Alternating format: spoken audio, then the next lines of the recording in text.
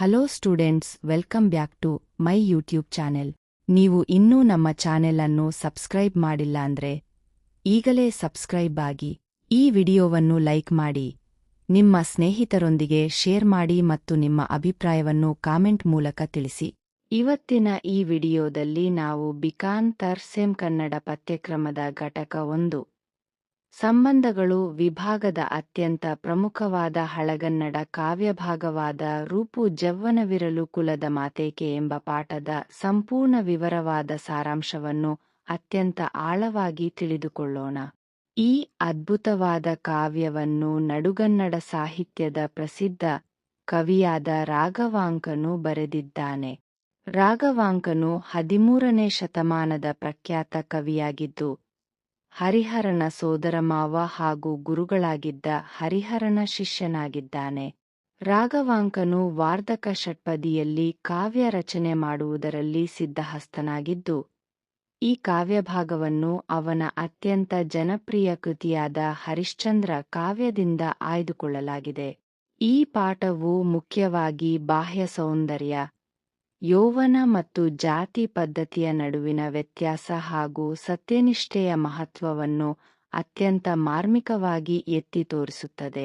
ಕಾವ್ಯದ ಹಿನ್ನೆಲೆಯನ್ನು ನೋಡುವುದಾದರೆ, ವಿಶ್ವಾಮಿತ್ರ ಮಹರ್ಷಿಗಳು ಹರಿಶ್ಚಂದ್ರ ಮಹಾರಾಜನ ಸತ್ಯನಿಷ್ಠೆಯನ್ನು ಪರೀಕ್ಷಿಸಲು ಒಂದು ದೊಡ್ಡ ತಂತ್ರವನ್ನು ಹೂಡುತ್ತಾರೆ. ಹರಿಶ್ಚಂದ್ರನ ಆಸ್ಥಾನಕ್ಕೆ 2 ಅತ್ಯಂತ ಸುಂದರವಾದ ಮಾತಂಗ ಕನ್ಯೆಯರನ್ನು ಕಳುಹಿಸಿಕೊಡುತ್ತಾರೆ. ಆ ಕನ್ಯೆಯರು ತಮ್ಮ ಅದ್ಭುತವಾದ ನೃತ್ಯ ಮತ್ತು ಗಾಯನದಿಂದ ಇಡೀ ಆಸ್ಥಾನವನ್ನು ಮಂತ್ರಮುಗ್ಧಗೊಳಿಸುತ್ತಾರೆ. ಅವರ ಗತಿ, ಗಮಕ, ತರಹೇವಾರಿ ನೃತ್ಯದ ಭಂಗಿಗಳು ಮತ್ತು ಮಧುರವಾದ ಗಾಯನವನ್ನು ಕಂಡು ಹರಿಶ್ಚಂದ್ರ ರಾಜನು ಅತ್ಯಂತ ಸಂತೋಷಗೊಳ್ಳುತ್ತಾನೆ. ಕಾವ್ಯದ ಆರಂಭದಲ್ಲಿ ಮಾತಾಂಗ ಕನ್ಯೆಯರು ರಾಜನ ಆಸ್ಥಾನದಲ್ಲಿ ತಮ್ಮ ಕಲಾ ಪ್ರದರ್ಶನವನ್ನು ನೀಡಿದ ನಂತರ ರಾಜನು ಅವರ ಕಲೆಗೆ ಮೆಚ್ಚಿ ಅವರಿಗೆ ಸೂಕ್ತವಾದ ಬಹುಮಾನಗಳನ್ನು ನೀಡಲು ಮುಂದಾಗುತ್ತಾನೆ. ರಾಜನು, ನಿಮ್ಮ ಈ ಅದ್ಭುತ ಕಲೆಗೆ ಸೂಕ್ತವಾದ ಉಡುಗೊರೆಗಳನ್ನು ನೀಡಲು ನಾನು ಸಿದ್ಧನಿದ್ದೇನೆ. ನಿಮಗೆ ಏನು ಬೇಕು ಕೇಳಿ ಎಂದು ಹೇಳುತ್ತಾನೆ. ಆ ಕನ್ಯೆಯರ ಸೌಂದರ್ಯ ಮತ್ತು ನೃತ್ಯ ಕೌಶಲ್ಯವನ್ನು ಕಂಡು ಇಡೀ ಆಸ್ಥಾನದಲ್ಲಿದ್ದ ಸಚಿವರು ಹಾಗೂ ಪ್ರಜೆಗಳು ಆಶ್ಚರ್ಯಚಕಿತರಾಗಿರುತ್ತಾರೆ. ಆದರೆ ಆ ಕನ್ಯೆಯರು ರಾಜನಿಂದ ಕೇವಲ ಚಿನ್ನ ಅಥವಾ ಒಡವೆಗಳನ್ನು ಬಯಸುವುದಿಲ್ಲ. ಅವರು ರಾಜನ ಮುಂದೆ ಒಂದು ವಿಚಿತ್ರವಾದ ಹಾಗೂ ಅನಿರೀಕ್ಷಿತವಾದ ಬೇಡಿಕೆಯನ್ನು ಇಡುತ್ತಾರೆ. ಅವರು, ರಾಜನೇ, ನಮಗೆ ಯಾವುದೇ ರಾಜವೈಭೋಗ ಬೇಡ, ನೀನು ನಮ್ಮನ್ನು ಮದುವೆಯಾಗಬೇಕು ಎಂದು ಕೇಳಿಕೊಳ್ಳುತ್ತಾರೆ. ಮಾತಾಂಗ ಕನ್ಯೆಯರ ಈ ಬೇಡಿಕೆಯನ್ನು ಕೇಳಿದ ತಕ್ಷಣ ಇಡೀ ಆಸ್ಥಾನದಲ್ಲಿದ್ದ ಸಚಿವರಿಗೆ ಮತ್ತು ಹರಿಶ್ಚಂದ್ರ ರಾಜನಿಗೆ ತೀವ್ರ ಆಘಾತವಾಗುತ್ತದೆ. ಹರಿಶ್ಚಂದ್ರನು ಅತ್ಯಂತ ಸೂರ್ಯವಂಶದ ಶ್ರೇಷ್ಠ ರಾಜನಾಗಿದ್ದು, ಕಟ್ಟುನಿಟ್ಟಾದ ಕುಲ ಮತ್ತು ಧರ್ಮದ ನಿಯಮಗಳನ್ನು ಪಾಲಿಸುವವನಾಗಿರುತ್ತಾನೆ. ರಾಜನು ಆ ಕನ್ಯೆಯರನ್ನು ನೋಡಿ, ನಿಮ್ಮ ಕಲೆ ಅತ್ಯಂತ ಶ್ರೇಷ್ಠವಾದುದು, ನಿಜ. ಆದರೆ ನೀವು ಕೆಳಜಾತಿಗೆ ಸೇರಿದ ಮಾತಾಂಗ ಕನ್ಯೆಯರು. ಸೂರ್ಯವಂಶದ ರಾಜನಾದ ನಾನು ನಿಮ್ಮನ್ನು ಮದುವೆಯಾಗಲು ಸಾಧ್ಯವಿಲ್ಲ. ಜಾತಿ ಮತ್ತು ಕುಲದ ಕಟ್ಟುಪಾಡುಗಳನ್ನು ಮೀರಿ ನಾನು ಈ ಮದುವೆಗೆ ಒಪ್ಪಿಗೆ ನೀಡಲು ಸಾಧ್ಯವೇ ಇಲ್ಲ ಎಂದು ಖಡಾಖಂಡಿತವಾಗಿ ನಿರಾಕರಿಸುತ್ತಾನೆ. ರಾಜನ ಈ ಕಠಿಣವಾದ ಮಾತುಗಳನ್ನು ಕೇಳಿದಾಗ ಆ ಕನ್ಯೆಯರು ಸ್ವಲ್ಪವೂ ಎದೆಗುಂದುವುದಿಲ್ಲ. ಅವರು ರಾಜನಿಗೆ ಅತ್ಯಂತ ತೀಕ್ಷ್ಣವಾದ ಮಾತುಗಳಲ್ಲಿ ಮರುಪ್ರಶ್ನೆಯನ್ನು ಹಾಕುತ್ತಾರೆ. ಈ ಮಾತುಗಳೇ ನಮ್ಮ ಕಾವ್ಯದ ಶೀರ್ಷಿಕೆಯಾದ ರೂಪು ಜವ್ವನವಿರಲು ಕುಲದ ಮಾತೇಕೆ ಎಂಬುದಕ್ಕೆ ಮುಖ್ಯ ಕಾರಣವಾಗಿದೆ. ಆ ಕನ್ಯೆಯರು ರಾಜನನ್ನು ನೋಡಿ, ರಾಜನೇ, ಒಬ್ಬ ಹೆಣ್ಣಿನಲ್ಲಿ ಅದ್ಭುತವಾದ ರೂಪ ಇದೆ, ಯೌವನ ಇದೆ ಎಂದ ಮೇಲೆ ಅಲ್ಲಿ ಕುಲ ಮತ್ತು ಜಾತಿಯ ಮಾತು ಏಕೆ ಬರುತ್ತದೆ? ಪ್ರಕೃತಿ ನೀಡಿರುವ ಈ ಸುಂದರವಾದ ಸೌಂದರ್ಯದ ಮುಂದೆ ಮನುಷ್ಯರು ಸೃಷ್ಟಿಸಿರುವ ಜಾತಿ ಪದ್ಧತಿ ದೊಡ್ಡದೇ ಎಂದು ಪ್ರಶ್ನಿಸುತ್ತಾರೆ. ಅವರು ತಮ್ಮ ವಾದವನ್ನು ಸಮರ್ಥಿಸಿಕೊಳ್ಳಲು ಅತ್ಯಂತ ಮಾರ್ಮಿಕವಾದ ಉದಾಹರಣೆಗಳನ್ನು ನೀಡುತ್ತಾರೆ. ಅವರು ಹೇಳುತ್ತಾರೆ, ಬಡತನದ ಸಮಯದಲ್ಲಿ ಸಿಕ್ಕ ಉತ್ತಮ ದನಕ್ಕೆ ಯಾವ ಬೆಲೆ ಇಲ್ಲವೇ? ಹಸಿವಾದಾಗ ಸಿಕ್ಕ ರುಚಿಕರವಾದ ಅನ್ನಕ್ಕೆ ಜಾತಿ ಇದೆಯೇ? ಬಾಯಾರಿಕೆಯಾದಾಗ ಸಿಕ್ಕ ಸಿಹಿನೀರಿನ ಬಾವಿಗೆ ಯಾವ ಕುಲವಿದೆ? ಹಾಗೆಯೇ ಸೌಂದರ್ಯ ಮತ್ತು ಪ್ರೀತಿಯ ವಿಷಯಕ್ಕೆ ಬಂದಾಗ ಜಾತಿಯ ಕಟ್ಟುಪಾಡುಗಳು ಕೇವಲ ಅರ್ಥಹೀನವಾಗುತ್ತವೆ. ಇಷ್ಟೊಂದು ಸುಂದರವಾದ ರೂಪವನ್ನು ಹೊಂದಿರುವ ನಮ್ಮನ್ನು ಕೇವಲ ಜಾತಿಯ ಕಾರಣಕ್ಕಾಗಿ ದೂರ ತಳ್ಳುವುದು ಸರಿಯಲ್ಲ ಎಂದು ರಾಜನಿಗೆ ಬುದ್ಧಿ ಹೇಳಲು ಪ್ರಯತ್ನಿಸುತ್ತಾರೆ. ಕಾವ್ಯ ಭಾಗದ ಮುಂದಿನ ಪುಟಗಳಲ್ಲಿ ಕನ್ಯೆಯರು ಪ್ರಕೃತಿಯ ಇತರ ವಸ್ತುಗಳನ್ನು ರಾಜನಿಗೆ ನೆನಪಿಸುತ್ತಾರೆ.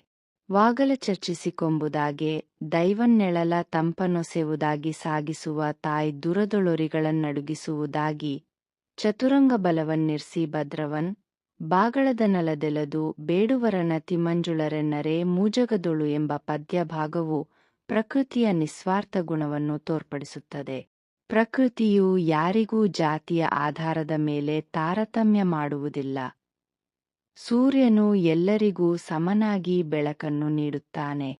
ಮರಗಳು ಪ್ರತಿಯೊಬ್ಬರಿಗೂ ನೆರಳಿನ ತಂಪನ್ನು ಕೊಡುತ್ತವೆ.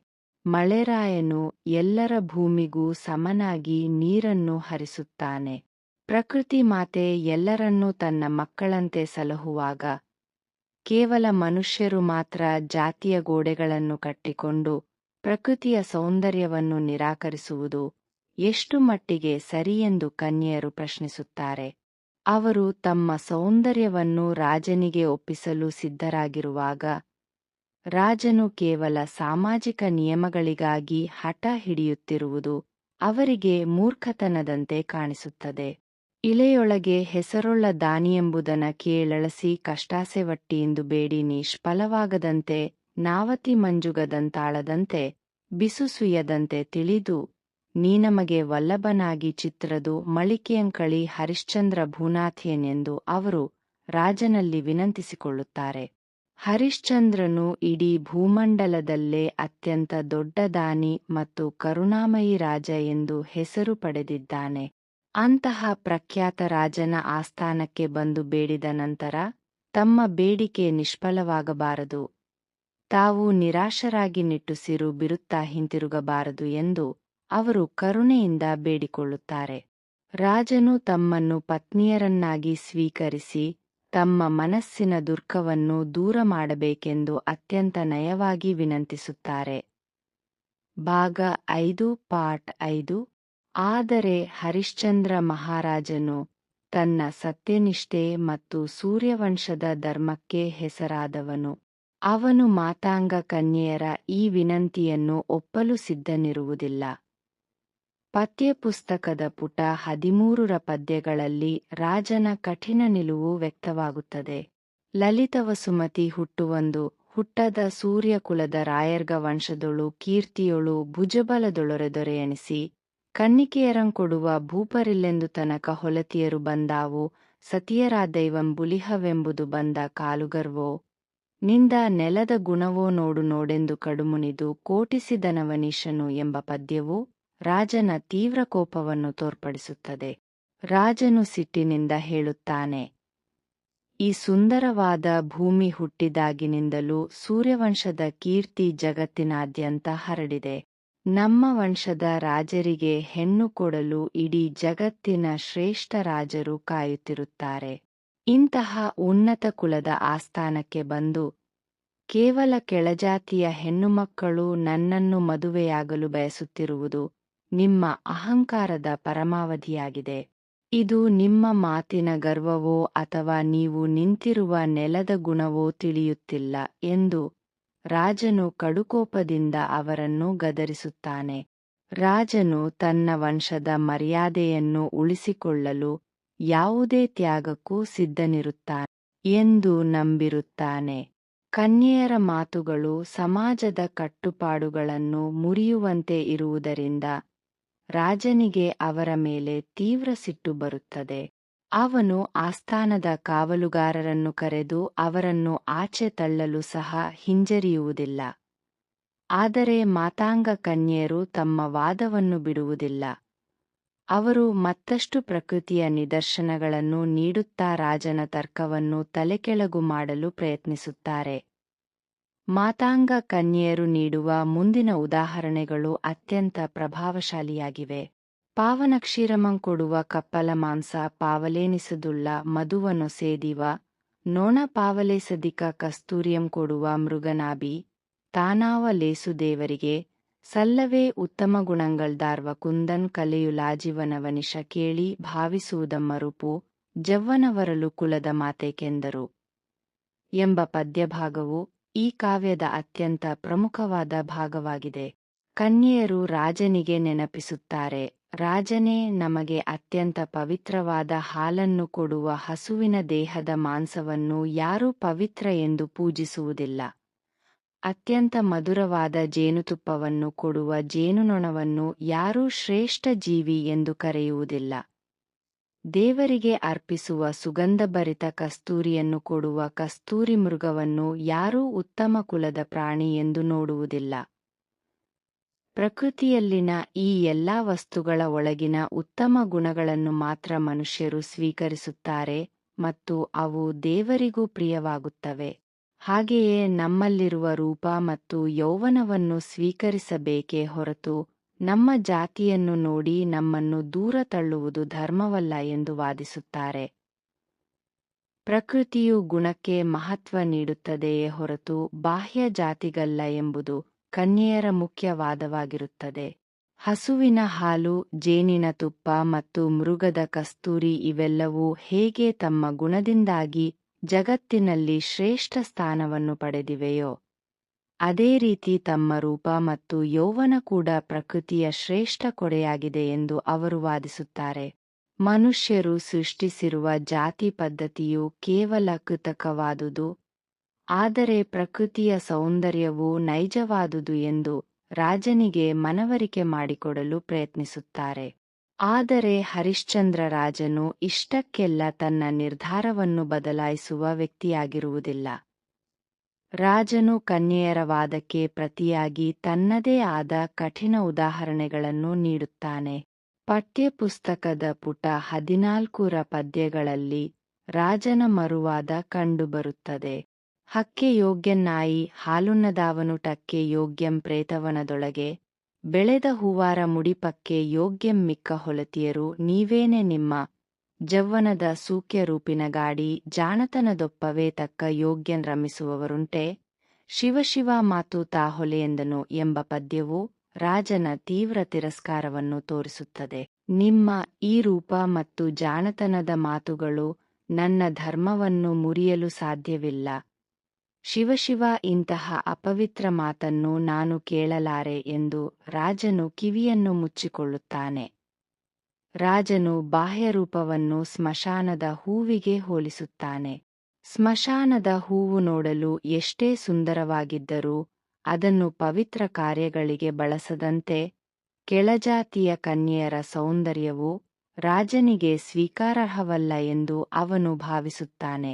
ರಾಜನಿಗೆ ತನ್ನ ಕುಲದ ಶುದ್ಧತೆ ಮತ್ತು ಸಮಾಜದ ನಿಯಮಗಳನ್ನು ಕಾಪಾಡುವುದು ತನ್ನ ಪ್ರಾಣಕ್ಕಿಂತಲೂ ಹೆಚ್ಚಾಗಿರುತ್ತದೆ. ಮಾತಾಂಗ ಕನ್ಯೆಯರ ಮಾತುಗಳು ತನ್ನ ಧರ್ಮಕ್ಕೆ ತಂದ ಆಪತ್ತು ಎಂದು ಅವನು ಭಾವಿಸುತ್ತಾನೆ. ರಾಜನ ಈ ಕಠಿಣವಾದ ನಿರಾಕರಣೆಯನ್ನು ಕೇಳಿದ ನಂತರ ಕನ್ಯೆಯರಿಗೆ ರಾಜನ ಸತ್ಯನಿಷ್ಠೆಯ ಕಠಿಣತೆ ಅರ್ಥವಾಗುತ್ತದೆ. ಆದರೆ ಅವರು ಕೊನೆಯದಾಗಿ ಪಂಚೇಂದ್ರಿಯಗಳ ಮಹತ್ವವನ್ನು ಹೇಳುತ್ತಾ ತಮ್ಮ ವಾದವನ್ನು ಮುಕ್ತಾಯಗೊಳಿಸುತ್ತಾರೆ.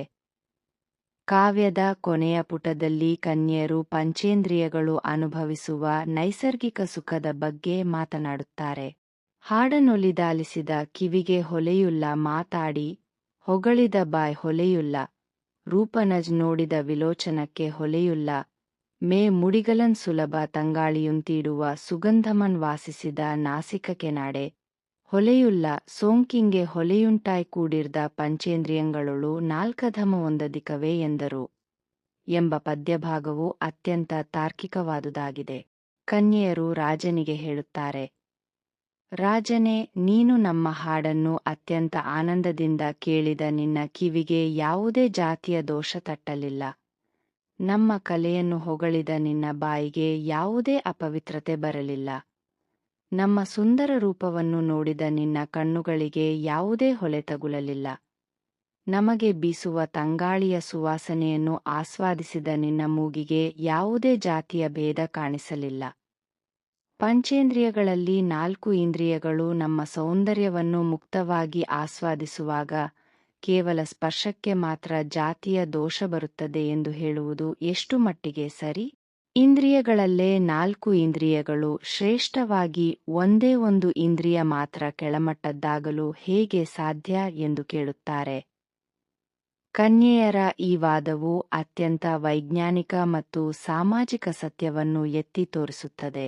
ಮನುಷ್ಯನ ಕಣ್ಣು, ಕಿವಿ, ಮೂಗು ಮತ್ತು ಬಾಯಿ ಪ್ರಕೃತಿಯ ಸೌಂದರ್ಯವನ್ನು ಯಾವುದೇ ತಾರತಮ್ಯವಿಲ್ಲದೆ ಸ್ವೀಕರಿಸುವಾಗ, ಕೇವಲ ಸ್ಪರ್ಶ ಮತ್ತು ಮದುವೆಯ ವಿಷಯಕ್ಕೆ ಬಂದಾಗ ಜಾತಿಯ ಗೋಡೆಗಳನ್ನು ನಿರ್ಮಿಸುವುದು ಮನುಷ್ಯನ ಕೃತಕ ಮನಸ್ಥಿತಿಯನ್ನು ತೋರಿಸುತ್ತದೆ ಎಂದು ಅವರು ವಾದಿಸಿದರು.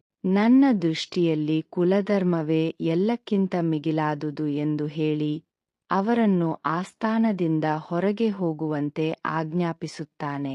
ಲೇಖಕರ ಪರಿಚಯವನ್ನು ನಾವು ಗಮನಿಸಿದರೆ, ಕವಿ ರಾಘವಾಂಕನು ತನ್ನ ಹರಿಶ್ಚಂದ್ರ ಕಾವ್ಯದಲ್ಲಿ ಹರಿಶ್ಚಂದ್ರನ ಸತ್ಯನಿಷ್ಠೆಯನ್ನು ಜಗತ್ತಿಗೆ ಸಾರಲು ಈ ಪ್ರಸಂಗವನ್ನು ಅತ್ಯಂತ ಅದ್ಭುತವಾಗಿ ಬಳಸಿಕೊಂಡಿದ್ದಾನೆ. ರಾಘವಾಂಕನು ಹಂಪೆಯ ವಿರೂಪಾಕ್ಷನ ಪರಮಭಕ್ತನಾಗಿದ್ದು, ಅವನ ಕಾವ್ಯಗಳಲ್ಲಿ ವಾರ್ಧಕ ಷಟ್ಪದಿಯ ಛಂದಸ್ಸು ಅತ್ಯಂತ ಸುಂದರವಾಗಿ ಮೂಡಿಬಂದಿದೆ. ಅವನು ರಚಿಸಿರುವ ಹರಿಶ್ಚಂದ್ರ ಕಾವ್ಯ, ಸಿದ್ದರಾಮಚಾರಿತ್ರ, ವೀರೇಶಚರಿತೆ, ಸೋಮನಾಥ ಚರಿತೆ ಮುಂತಾದ ಕಾವ್ಯಗಳು ಕನ್ನಡ ಸಾಹಿತ್ಯ ಲೋಕದ ಅಮೂಲ್ಯ ಆಸ್ತಿಗಳಾಗಿವೆ. ರಾಘವಾಂಕನು ತನ್ನ ಕಾವ್ಯಗಳಲ್ಲಿ ಕೇವಲ ಕಥೆಯನ್ನು ಹೇಳುವುದಷ್ಟೇ ಅಲ್ಲದೆ, ಅಂದಿನ ಕಾಲದ ಸಾಮಾಜಿಕ ಪಿಡುಗುಗಳಾಗಿದ್ದ ಜಾತಿ ಪದ್ಧತಿ ಮತ್ತು ಅಸಮಾನತೆಯ ವಿರುದ್ಧ ಮಾತಾಂಗ ಕನ್ಯೆಯರ ಪಾತ್ರಗಳ ಮೂಲಕ ಅತ್ಯಂತ ಪ್ರಬಲವಾದ ತಾರ್ಕಿಕ ವಾದಗಳನ್ನು ಮಂಡಿಸಿದ್ದಾನೆ. ಇದು ಅವನ ಸಾಮಾಜಿಕ ಕಳಕಳಿ ಮತ್ತು ಕಾವ್ಯ ಚಾತುರ್ಯಕ್ಕೆ ಹಿಡಿದ ಕೈಗನ್ನಡಿಯಾಗಿದೆ. ಹರಿಶ್ಚಂದ್ರನ ಸತ್ಯದ ಪರೀಕ್ಷೆಯ ನೆಪದಲ್ಲಿ ನಡೆಯುವ ಈ ಸಂಭಾಷಣೆಯು ಇಂದಿಗೂ ಕೂಡ ಬಾಹ್ಯರೂಪ, ಯೌವನ ಮತ್ತು ಒಳಗಿನ ನೈಜ ಮೌಲ್ಯಗಳ ನಡುವಿನ ವ್ಯತ್ಯಾಸವನ್ನು ಯೋಚಿಸುವಂತೆ ಮಾಡುತ್ತದೆ. ಅಂತಿಮವಾಗಿ ಈ ಕಾವ್ಯಭಾಗವು ನಮಗೆ ಬಾಹ್ಯ ಸೌಂದರ್ಯ ಮತ್ತು ಯೌವನ ತಾತ್ಕಾಲಿಕವಾದುದು, ಆದರೆ ಮನುಷ್ಯನ ಒಳಗಿನ ಸತ್ಯನಿಷ್ಠೆ, ನಡತೆ ಮತ್ತು ಧರ್ಮದ ಆಚರಣೆ ಶಾಶ್ವತವಾದುದು ಎಂಬ ಮಹತ್ತರ ಸಂದೇಶವನ್ನು ನೀಡುತ್ತದೆ.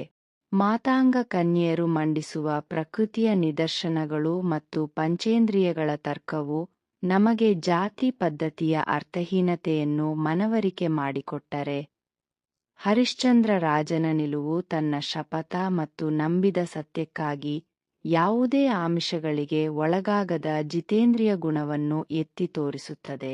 ರಾಘವಾಂಕನ ವಾರ್ಧಕ ಷಟ್ಪದಿಯ ಈ ಕಾವ್ಯ ವೈಭವವು ಇಂದಿನ ತಲೆಮಾರಿನ ವಿದ್ಯಾರ್ಥಿಗಳಿಗೆ ಹಳಗನ್ನಡ ಸಾಹಿತ್ಯದ ಸೌಂದರ್ಯವನ್ನು ಮತ್ತು ಅದರಲ್ಲಿ ಅಡಗಿರುವ ಆಳವಾದ ಜೀವನ ಮೌಲ್ಯಗಳನ್ನು ಅತ್ಯಂತ ಸರಳವಾಗಿ ತಲುಪಿಸುವಲ್ಲಿ ಯಶಸ್ವಿಯಾಗಿದೆ ಎಂಬುದರೊಂದಿಗೆ ಈ ಕಾವ್ಯಭಾಗದ ಸಂಪೂರ್ಣ ಸಾರಾಂಶ ಮುಕ್ತಾಯವಾಗುತ್ತದೆ. Thanks for watching. ಇದೇ ರೀತಿ ಇನ್ನಷ್ಟು ವಿಡಿಯೋಗಳಿಗಾಗಿ ನಮ್ಮ ಚಾನೆಲ್ ಅನ್ನು ಸಬ್ಸ್ಕ್ರೈಬ್ ಮಾಡಿ.